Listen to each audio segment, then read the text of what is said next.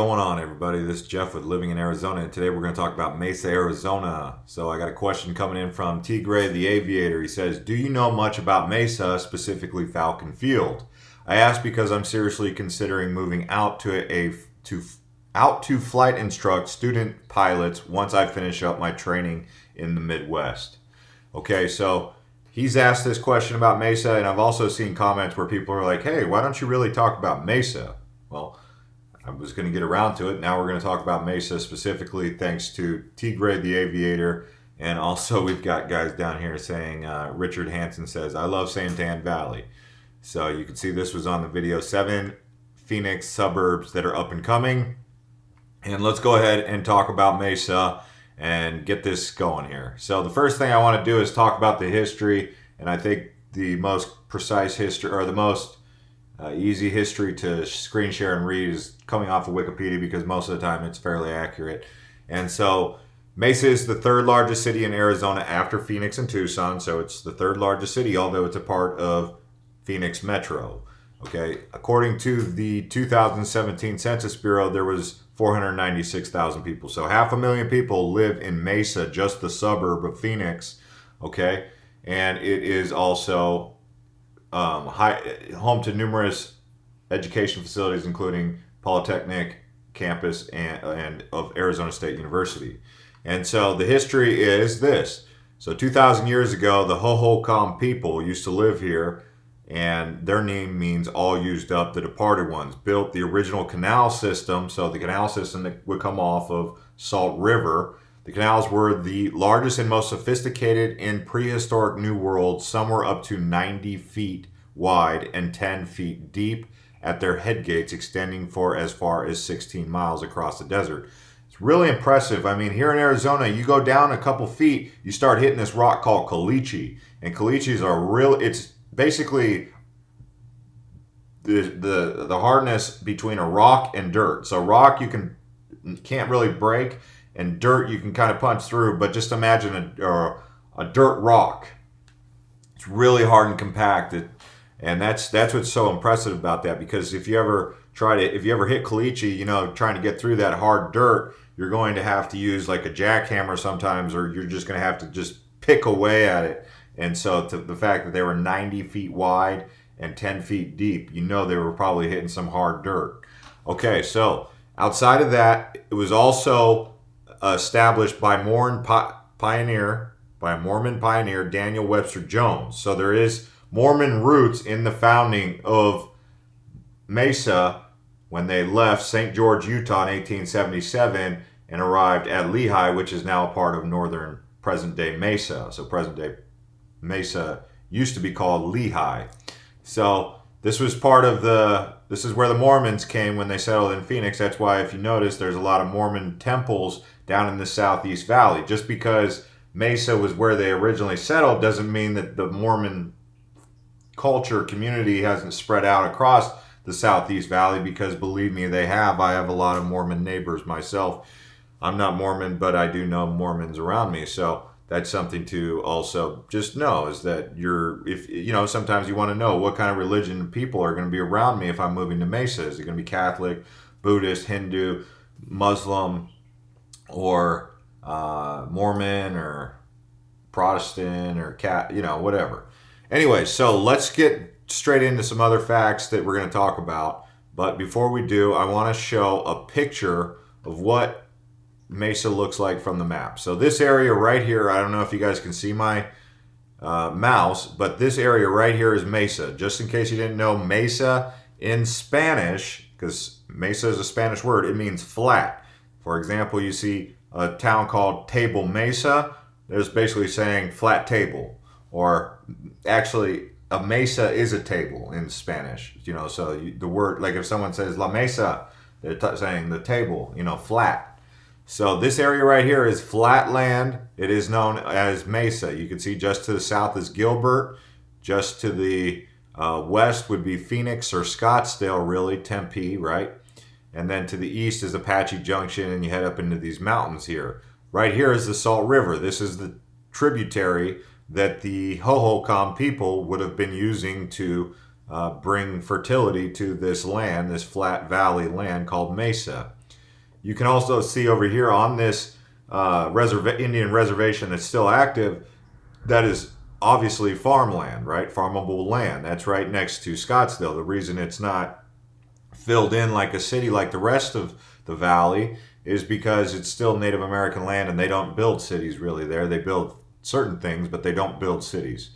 Okay, so answer the question about Falcon Field right here. You can see there's Falcon Field. We zoom in on it.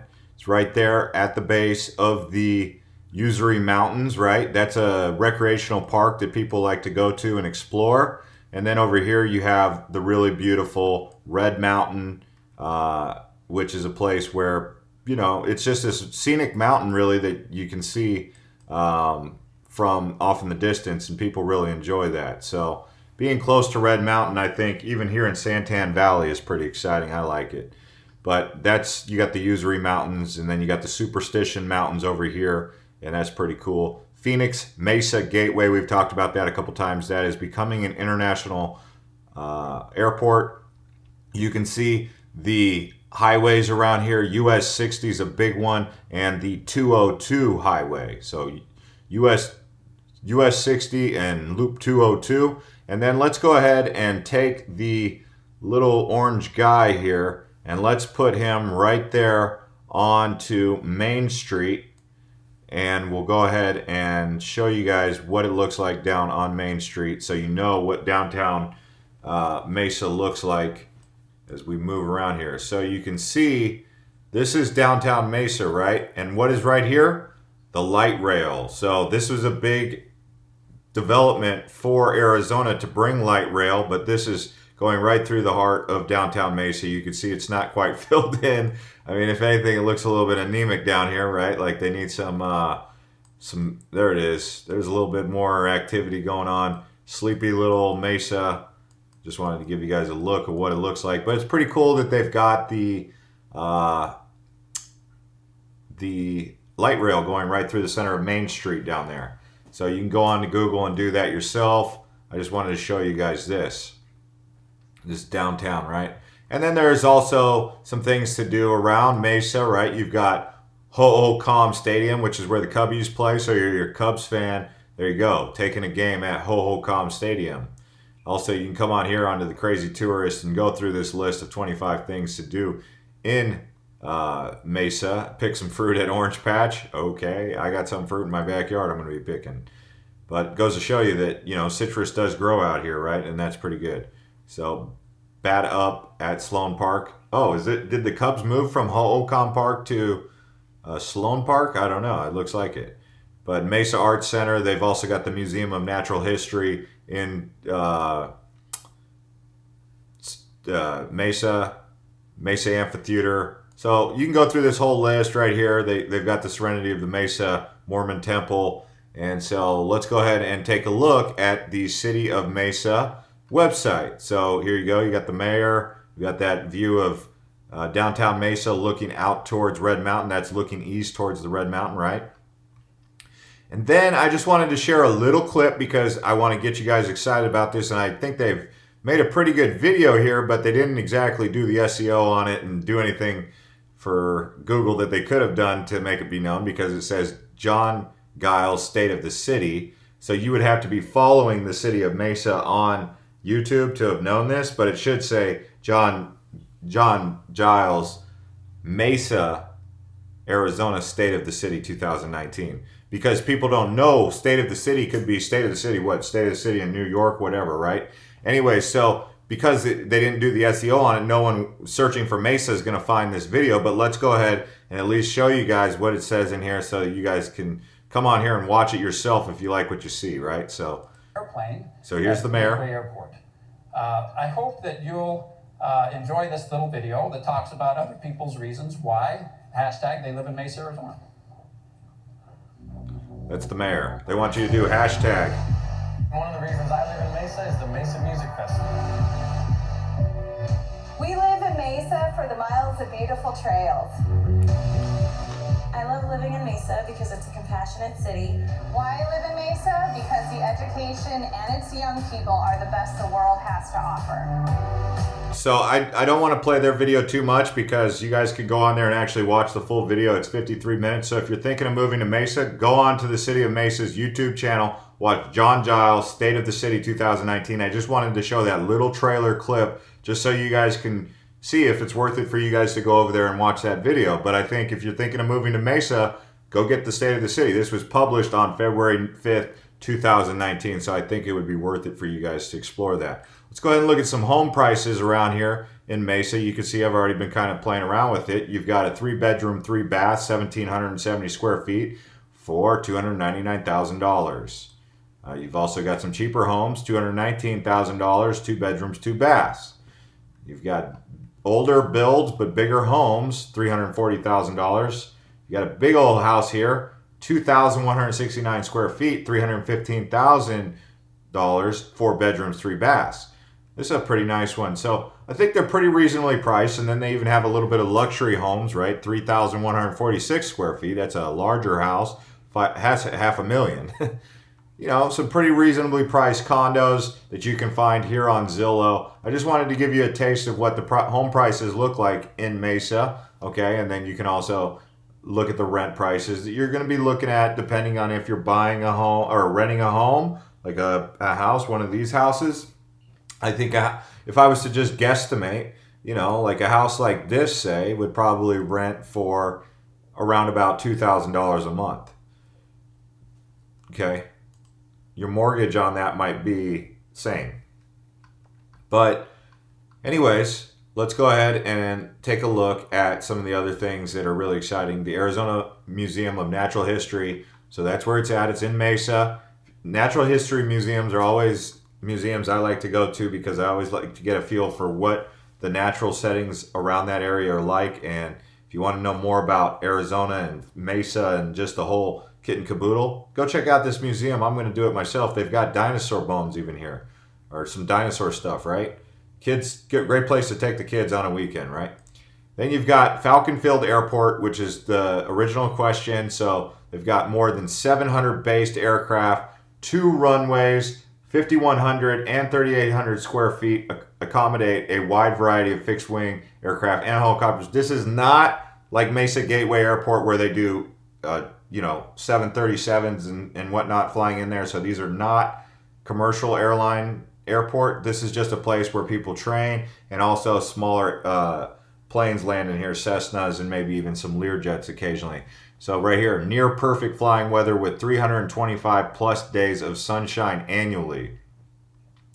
On airport parcels with runway taxiway access are available for immediate development. So they do have area to grow. Probably if you look at this picture, they've got some farm fields over here. They could probably grow in that direction too.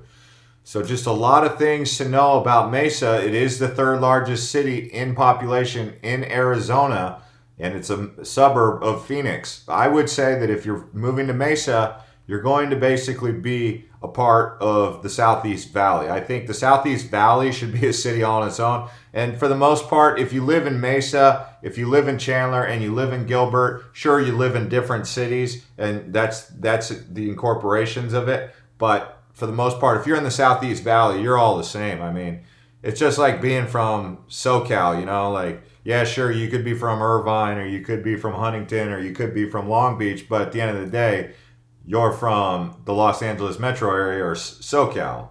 I mean, you could say there is a difference between San Diego people and Los Angeles, I would say, but the point is that here in the Southeast Valley, it's such a close proximity, you're really going to be... People in the Southeast Valley are different than people in Scottsdale. Let's just say that. And people in the West Valley are different than people in the Southeast Valley. Because you have to call it the Southeast Valley because you can see this whole area of, let's just call this the West Valley right here. The north part is Salt River Indian Reservation, right? You have that Fountain Hills that I was talking about. I'm actually going to make a video about Fountain Hills here recently, but that's Fountain Hills.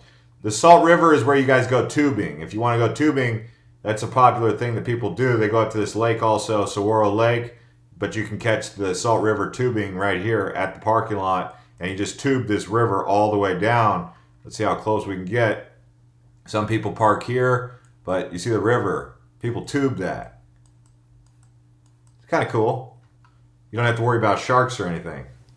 Anyways, guys, if you guys enjoy these videos, thank you to everyone who's been smashing up that like button, and we'll see you guys next time, and hope you guys enjoy your stay when you're in Mesa.